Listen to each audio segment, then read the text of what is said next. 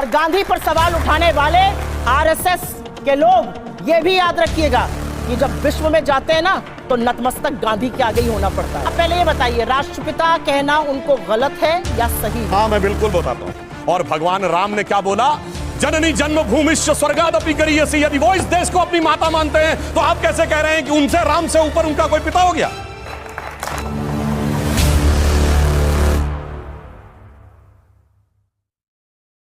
मुझे ऐसा लगता है ये बाबा और अमित शाह की जो तनातनी है उसके बीच का मामला है ये, इसलिए ये कुछ नहीं कर पा रहा है ब्रजभूषण शरण सिंह पर। लेकिन ये दुनिया और ये देश देख रहा है कि अगर हमारी सबसे डेकोरेटेड एथलीट्स के साथ, जिसके साथ फोटो खिंचाने के लिए सबसे पहले प्रधानमंत्री पहुंचेंगे, वो 1 महीने से जंतर मंतर पे बैठी है, उनको पिटवाया भी दिल्ली पुलिस ने। उनकी एफआईआर भी तब हुई जब सुप्रीम कोर्ट ने कहा, सरकार ने और उनकी पुलिस ने एफआईआर नहीं करी। और अब मैं 2-4 बातें, क्योंकि इतना लंबा मैंने प्रवचन सुना, आरएसएस को बैन करने पे आपको बड़ी आपत्ति। आरएसएस को बैन तो सरदार वल्लभ भाई पटेल लौह पुरुष ने किया था और ये कहकर किया था कि वो देश के लिए अच्छे नहीं है। लेकिन आज आपके शो में एक बहुत बड़ी बात कही गई, मुझे नहीं लगता कि आपने मिस करी या क्या। यहां पर इस देश के एक सांसद ने, जिन्होंने संविधान की शपथ ली है, इन्होंने 1947 की आजादी को ही नगण्य कर दिया और गांधी पर ही सवाल उठा दिया कि कोई अपने आप को राष्ट्रपिता कहता है। राष्ट्रपिता अपने आप को महात्मा गांधी ने नहीं कहा था, राष्ट्रपिता की उपाधि उन्हें सुभाष चंद्र बोस ने दी थी, ये याद रखिएगा आप। और गांधी पर सवाल उठाने वाले आरएसएस के लोग ये भी याद रखिएगा कि जब विश्व में जाते हैं ना तो नतमस्तक गांधी के आगे ही होना पड़ता है, शीश गांधी के आगे ही झुकाना पड़ता है और मान्यता और वैधता गांधी से मिलती है। अगर ऐसा नहीं है तो जाइए, लगाइए अपने आरएसएस वालों की एक फोटो और जाइए ऑस्ट्रेलिया और चीन और जहां भी जाते हैं शीश झुकाइए। 75 नहीं है कोई। गांधी इस देश की सबसे बड़ी पहचान है, इस देश की नैतिकता की धुरी है, इस देश के राष्ट्रपिता हैं और आजादी के आंदोलन के सबसे बड़े जननायक हैं। आप महात्मा गांधी को एक सांसद होने के बाद इस तरह की बात कहेंगे? आप 1947 की आजादी को, बिल्कुल हमारी सनातनी परंपरा है, बिल्कुल हमारा 5000 साल का सिविलाइजेशन है, लेकिन यह भी सच है कि 200 साल ब्रिटिश हुकूमत के बाद हमें आजादी 1947 में मिली थी और जो भी उसको नगण्य करता है उसको कोई हक नहीं है पार्लियामेंट में रहने का। आपको माफी मांगनी चाहिए इन लोगों से। सबसे पहले कर्नाटक ने यह कहा है कि जब आप कर्नाटक आएंगे ना तो हमारे मुद्दे की बात करिए, यहां पर आकर ये प्रोपेगेंडा केरला फिल्म को मत प्रपोजित करिए। और कर्नाटक ने एक और बात कही है, कर्नाटक ने कहा है कि यह देश अमन, शांति और मोहब्बत चाहता है और जो व्यक्ति नफरत के बाजार में मोहब्बत की दुकान खोलेगा और आप षड्यंत्र रचकर उसको संसद से निकालने का काम करेंगे तो यह देश उसके पीछे खड़ा हो जाएगा। आप नहीं संभल पा रहे हैं कि क्या करें आप, जो पॉपुलैरिटी राहुल गांधी की। आप जो कहना चाहते हैं, आपकी व्हाट्सएप यूनिवर्सिटी जो कहना चाहती है कहिए। अगर राहुल गांधी आपके लिए लड़ रहे हैं तो आपकी पूरी कैबिनेट, आपके सारे चरण चुंबक, आपके जितना गोदी मीडिया है, एक साथ मिलकर उनको अटैक नहीं करता। मुझे लगता है कर्नाटक ने एक बहुत प्रबल संदेश दिया है, असलियत से मुंह नहीं मोड़ना चाहिए और सबको पता होना चाहिए। यहाँ पर कहा जाता है इंडिया ने यूके को ओवरटेक कर लिया, हाँ हम उनसे बड़ी अर्थव्यवस्था बन गए। आपको पता है यूके का परचेजिंग पावर पैरिटी, हर व्यक्ति की जो औसतन खरीदने की क्षमता या आय कह लीजिए कितनी है, यूके की जो औसतन क्षमता है वो $50,000 है, इंडिया की $7,000 है, करीब 7 गुना ज्यादा। अमेरिका हमसे 10 गुना ज्यादा, $70,000 है, हमारी $7,000 है। जर्मनी $60,000 है, हमसे 8.5 गुना दुगना। तो apples to apples WhatsApp university का यही देखिए, आपने जो बताया कि आपको असलियत समझ में नहीं आती। पेइंग पावर पैरिटी में हम 3रे नंबर की अर्थव्यवस्था है। और जानते हो क्या होता है, जो लोग अमेरिका गए होंगे उनको पता होगा, ये बोतल जानते हैं कितने की मिलती है? $1.5 की। यहाँ 120 रुपए की मिलती है क्या? परचेजिंग पावर 120 रुपए की मिलती है क्या? इसलिए परचेजिंग पावर पैरिटी में तो हम 3रे नंबर पे हैं। एप्पल से पहले ही कंपेयर करना चाहिए। यहाँ आदमी 70-80 रुपए में भी जाके नाश्ता कर सकता है। अमेरिका में दिखाइए कोई जहां $1 में नाश्ता हो सकता हो।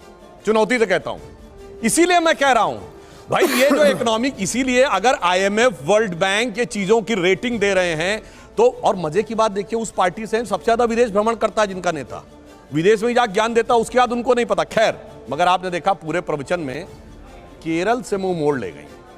केरल पे नहीं बोला, केरल पे आपकी बखिया उधड़ के रख दी, मुंह क्या मोड़ लिया? बताया तो सुप्रीम कोर्ट उधड़ी, अभी तो बता रहे थे। आप बोल रहे थे मैंने डिस्टर्ब नहीं किया। वो बीच में इंटरजेक्ट नहीं कर रहे। तो मूवी में कहानी है। और सुनिए, 300 के बारे में केरल के मुख्यमंत्री फ्लोर ऑफ द हाउस पे बोल चुके हैं, इनको वो सुनाई नहीं पड़ता, जबकि ये नेता प्रतिपक्ष से। और वो कौन थे? लव जिहाद शब्द हमने नहीं प्रयोग किया है, वीएस अच्युतानंदन कम्युनिस्ट पार्टी के सीएम उन्होंने यूज किया, इनके सीएम ओमन चांडी ने। यहां कह रही हैं कि जांच का इंतजार नहीं करो, कार्रवाई कर दो। केरल में जांच हो चुकी, केरल एसटीएफ ने 5000 केसेस की स्टडी करके केरल के हाई कोर्ट को रिपोर्ट सबमिट की, हाई कोर्ट ने, और अगर ना हो तो जाइए चेक करिए, 9 दिसंबर 2009 Shahjahan versus state of Kerala case, उसमें पॉइंट नंबर 16 पे पढ़िए कोर्ट क्या कहता है कि ऐसा लगता है कि एक स्ट्रक्चर्ड तरीका है जिसे कुछ लोग रोमियो जिहाद और लव जिहाद कह रहे हैं, ताकि मुस्लिम लड़कों की तरफ से, और ये केरल की आपकी सरकार की जांच की रिपोर्ट है कि सिमी ने 1995 में योजना बनाई थी और जिसके चलते हुए मिडिल और अपर मिडिल क्लास की हिंदू और क्रिश्चियन गर्ल्स को टारगेट, मतलब अपने नेता को भी झूठा साबित कर दो, दूसरे को भी झूठा साबित कर दो, उसके बाद कह दो ये व्हाट्सएप यूनिवर्सिटी है और फलाना ढिमाका, ये सारी बातें। और दूसरा इन्होंने राष्ट्रपिता पे कहा, तो हम तो सिर्फ ये कहना चाहते हैं, हम तो इस देश को भारत माता मानते हैं। अब जो माता का पिता अपने को मानता हो वो इस बात के ऊपर विचार कर ले, बस यही अंतर है। और इनके मुंह से एक और बात निकली कि 200 साल की गुलामी, 200 साल की गुलामी, यही तो अंतर है। अरे गुलामी 200 के नहीं 800 साल की थी। अगर 200 साल की गुलामी थी, छत्रपति शिवाजी महाराज जिससे लड़ रहे थे वो संघर्ष नहीं था, महाराणा प्रताप लड़ रहे थे वो संघर्ष नहीं था, गुरु गोविंद सिंह लड़ रहे थे, यही अंतर है। इसीलिए मैंने जहां पहली बात कही थी, पहली बार एक ऐसी सत्ता आई है जिस पे विदेशी प्रभाव नहीं है। यह विदेशी प्रभाव है कि 200 साल की गुलामी में ही चलते रहते हैं। अब इन्होंने कहा राज्य हारे, हम हारे, मगर जानते क्या अंतर है? कर्नाटका में हमारा आज भी वोट शेयर 36% है, जो हमारा, हम चुनाव हारे हैं मगर हमारा vote percentage all time high है 75 साल का। और हम हिमाचल हारे हैं जहां हम 37,000 वोट कम है पूरी हिमाचल स्टेट में, जितने में यहां एक कॉन्स्टिट्यूंसी है।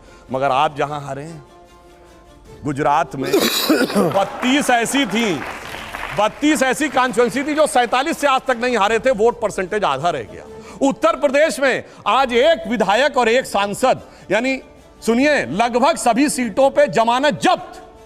यानी आज उत्तर प्रदेश में हालत यह है गांधी परिवार के गृह राज्य में कि आज तो उतनी भी मैं नहीं है मैखाने में जितनी हम छोड़ दिया करते थे पैमाने में। तो आप जहां हारे हैं वो बर्बादी का सबब लेके आए हैं हम जहां, और इन्होंने कहा दक्षिण का द्वार बंद हो गया। अच्छा बताइए, कर्नाटक से पहले कांग्रेस की दक्षिण के कितने राज्यों में सरकार थी? बोलिए पहले आप ये बताइए, दक्षिण के किस राज्य में सरकार चाहिए या ना? तेलंगाना में थी, आंध्र में थी, तमिलनाडु में, कहीं नहीं थी सरकार। मुझे जवाब चाहिए क्योंकि आपके शो पर ये बड़ी बात हुई है, आपके शो पर ये बड़ी बात हुई है कि भाजपा के एक सांसद ने कहा है कि राष्ट्रपिता गलत है। अरे मैं कहता हूं सनातन राष्ट्र है। 5000 साल आपने बोला तो 1869 में हुए कोई उत्पन्न हुए व्यक्ति राष्ट्रपिता कैसे हो गए भाई? क्यों रहे, पानी पीजिए। अरे भाई मैं तो कह रहा हूं ना 5000 साल की सभ्यता थी ना। आप पहले ये बताइए, राष्ट्रपिता कहना उनको गलत है या सही है? हाँ मैं बिल्कुल बताता हूं, सुनिए।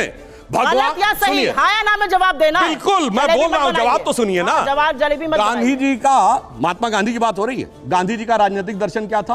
राम राज्य। गांधी का जवाब दीजिए। अरे सुनिए तो पहले, मैं डिस्टर्ब नहीं किया आपके बीच में। गोडसे आप क्या सुनिए तो भाई, से मूड डालो और आप यहाँ पे मुझसे आके बेकार की बात। जवाब सवाल पूछा ये है नाथूराम गोडसे, आप हड़बड़ा रहे हैं, बगल में जिंदा है, आपके सामने जिंदा है। तो हड़बड़ाइए नहीं। गांधी जी का नृत्य का भजन था रघुपति राघव राजा राम। गांधी जी का अंतिम शब्द था हे राम, जो समाधि पर आज तक लिखा है। और भगवान राम ने क्या बोला? जननी जन्मभूमिश्च स्वर्गादपि गरीयसी। यदि वो इस देश को अपनी माता मानते हैं तो आप कैसे कह रहे हैं कि उनसे, राम से ऊपर उनका कोई पिता हो गया? तो अब दूसरी बात मैं कहता हूं, और आपने तो 2007 में कोर्ट में हलफनामा दिया कि भगवान राम काल्पनिक थे, गांधी की आत्मा की हत्या की आपने, शरीर का हत्यारा मैं कहने को तैयार हूं कि उसको मुर्दाबाद कहिए। आप कहिए आत्मा का हत्यारा गांधी परिवार मुर्दाबाद, बोलिए, मैं बोलने को तैयार हूं। जिसने गांधी की आत्मा राम को कह दिया कि वो थे ही नहीं, यानी महात्मा गांधी की समाज पे लिखा हे राम गलत है, झूठ है। बोलिए। आपके सामने मेरे दो सिर्फ सीधे सवाल हैं। सीधे सवाल बताइए। जोर से बोलिएगा, नाथूराम गोडसे मुर्दाबाद। मैं कहता हूं कहिए गांधी परिवार मुर्दाबाद। शरीर का हत्यारा बड़ा या आत्मा का हत्यारा बड़ा? बोलिए। शरीर बड़ा कि आत्मा बड़ी? बोलिए। गांधी राष्ट्रपिता एक व्यक्ति के लिए नहीं है, उस विचार के लिए। बोलिए, मैं भी तैयार हूं। बोलिए, चिल्लाइए मत, बोलिए ना। अरे जोर से आपने बोलने का, आप करे चिल्लाइए। अब मेरा बोलने का टर्न है।